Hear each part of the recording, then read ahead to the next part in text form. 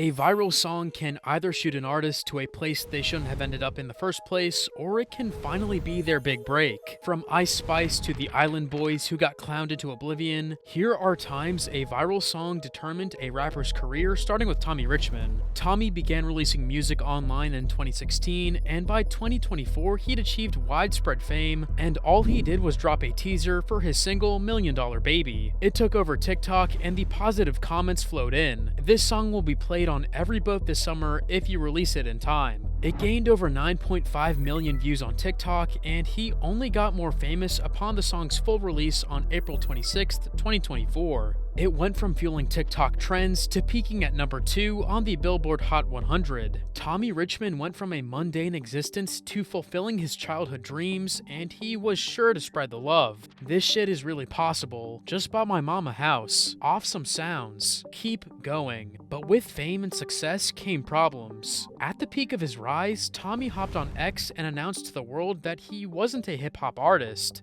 Even though he swiftly deleted the post, the backlash was stiff. People considered it disrespectful, and he had podcasters like Joe Budden calling him out. All you gotta do, you got the easiest job in the world, Tommy Richman. Shut the fuck up.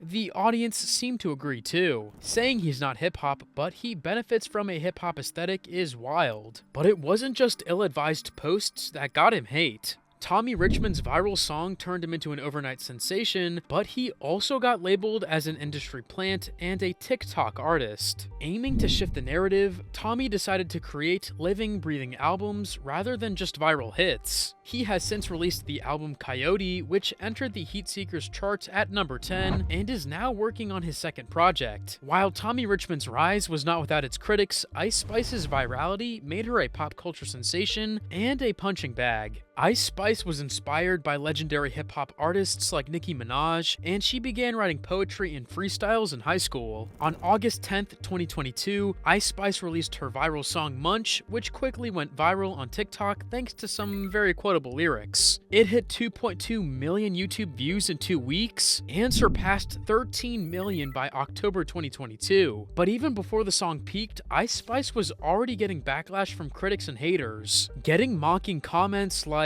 "This shit hits different when you listen to it 10 miles away from the speaker." But that didn't matter because pretty soon the song was global, the viral hit had turned Ice Spice into the Gen Z baddie, and she played the part very well, but that just fueled a different wave of criticism. Her incredibly sexualized persona, especially on stage, drew hate comments from across the internet. I get secondhand embarrassment when I see Ice Spice. If you gotta keep pulling it down, don't wear it. But that didn't matter, Ice Spice was still at the top of her game. However, there was a decline, and it started with Ice offending pretty much everybody who listens to female rappers. A leaked text with a friend showed her trash-talking Nicki Minaj over a disagreement and called her delusional and jealous. As a result, Nicki quickly unfollowed her, and Ice Spice's Spotify listeners took a sharp decline. Then came the fans complaining that she was getting repetitive and had nothing new to deliver. One bar of percussion, a few mumbled words, another bar of percussion, over and over and over. I hate it. It was a lot, and so Ice Spice took a short break from the limelight, but when she returned, she'd lost what most fans considered her best quality, her curves. Of course, the body-shaming comments were brutal. Ice Spice, more like thin ice. She's so unfortunate looking. Clearly, Ice Spice's viral song had elevated her career, but it also turned her into a punching bag. But despite the challenges she went through, Ice continues to build her career. She's got her curves back and is releasing new music. But unlike Ice Spice, who couldn't handle the mocking that came with fame, the Island Boys simply couldn't keep up. In 2020, the first half of the Island Boys, Frankie, began rapping, and soon after, his brother Alex joined him to form the duo The Island Boys. In October 2021, the Island Boys' 57-second TikTok freestyle, "I'm an Island Boy," went viral for its repetitive lyrics and their distinctively goofy hairstyles. Although a good chunk of the audience were just there to mock the song, even Snoop Dogg had something to say. Island boy, I've been trying to make it. Hey, send it with a gang slang. You ain't Gang, they got to use that word. I'm speechless. Two goofballs in the pool. You know why I'm not speechless? Why? Because I'm an island. The official YouTube video of the song drew even harsher mockery, with many of its over 60,000 comments saying things like, "Thank you, Island Boys, you saved my brother. He was paralyzed in a fatal car accident. Luckily, when I played the song, he rose and clicked the sound to mute." Their viral song had turned the Island Boys into a meme to be pointed and laughed at. But as the saying goes, no publicity is bad publicity. So the Island Boys leveraged their fame with nightclub appearances, a US Army recruitment promo in January 2022, and gathered a reported $100,000 net worth by November 2021. But the worst of it came crashing down in July 2023 when they released a controversial OnlyFans video of them kissing each other, which was received terribly by their audience. Good lord, they are straight up incest brothers. Anything to stay relevant. This triggered a new wave of mockery for them. So what's going on with the shit that's with you two kissing each other and shit? Bro, shut your ass up before I break this shit. Dude, hey, yo, that's I would love to see you try that. Bro, what are you talking about? I would love to see you. Eventually, like most memes, they lost their relevance as people grew tired of them. That's when the Island Boys really spiraled. At their lowest point, Frankie spent all their money and a good chunk of his brothers as well on copious amounts of drugs, and he was facing some dire housing problems. He's getting evicted. He hasn't paid a bill. Even his mom would tell me before. And listen, that's another problem on why you don't use. Things have gotten so bad, this is the kind of reception when they perform live. Ooh, what I'm saying, I'll pull up like a super saiyan. Trying to be the greatest, trying to be the finest.